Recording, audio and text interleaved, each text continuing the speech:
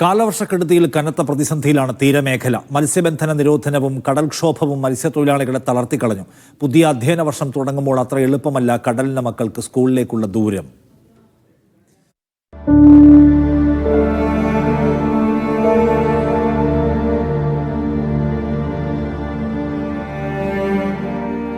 വേനലവധി കഴിഞ്ഞ് എല്ലാ കുട്ടികളും സന്തോഷത്തോടെ സ്കൂളുകളിലേക്ക് പോകുമ്പോൾ തീരദേശ മേഖലയിലെ കുട്ടികൾക്ക് അതങ്ങനെയല്ല.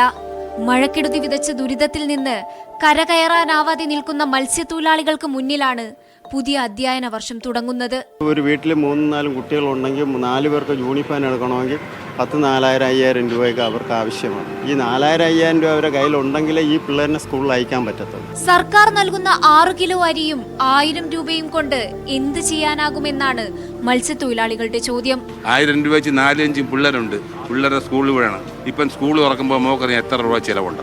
ഒന്നും ആകൂല, ഒരു വക ആകൂല. ഏത് സർക്കാർ ഭരിച്ചാൽ തന്നെ. കടുത്ത ദാരിദ്ര്യത്തിലും തങ്ങളുടെ കുട്ടികളെ പഠിപ്പിക്കണമെന്നാണ് പലർക്കും ആഗ്രഹം. എല്ലാ പിള്ളേർക്കും നല്ല ആഗ്രഹങ്ങളുണ്ട്, നല്ലോണം പഠിക്കണമെന്ന് എടുക്കുന്നത്. ഞങ്ങൾ ഇതിന്റെ കടലുള്ള സമ്പത്തുണ്ടെങ്കിൽ ഞങ്ങൾ പിള്ളേരെ പഠിപ്പിക്കാൻ പറ്റും. പൂന്തുറയിലെ കുട്ടികൾക്ക് ഒരുപാട് സ്വപ്നങ്ങളുണ്ട്. പക്ഷെ പുതിയ അധ്യയന വർഷം വേദനയോടെയാണ് അവർ സ്കൂളിലേക്ക് പോകുന്നത്. സ്കൂളിൽ പോകുമ്പോൾ ചുറ്റുമുള്ള പിള്ളേരുടെ ബാഗും പുസ്തകവും കാണുമ്പോൾ എനിക്കും ആഗ്രഹമൊക്കെ ഉണ്ട്. പക്ഷേ എനിക്ക് ഇതുവരെയും കിട്ടിയില്ല. അതുകൊണ്ട് നാളെ സ്കൂളിൽ പോകുമെന്ന് ഡൗട്ടായിട്ടിരിക്കണം. അപ്പോൾ വിദ്യാഭ്യാസ മന്ത്രി അടുത്ത് ഈ കാര്യം പറയാനുണ്ട് എനിക്ക്.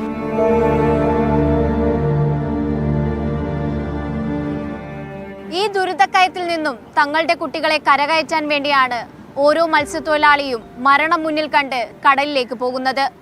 പക്ഷെ ആ പ്രതീക്ഷകളും മങ്ങുകയാണ്. പാതി വഴിയിൽ പഠനം ഉപേക്ഷിക്കേണ്ട അവസ്ഥയിലാണ് പൂന്തുറയിലെ കുട്ടികൾ. Cameraman Sadiq പാറക്കലിനൊപ്പം സനിസ Shobhachandran, media 1, Thiruvananthapuram.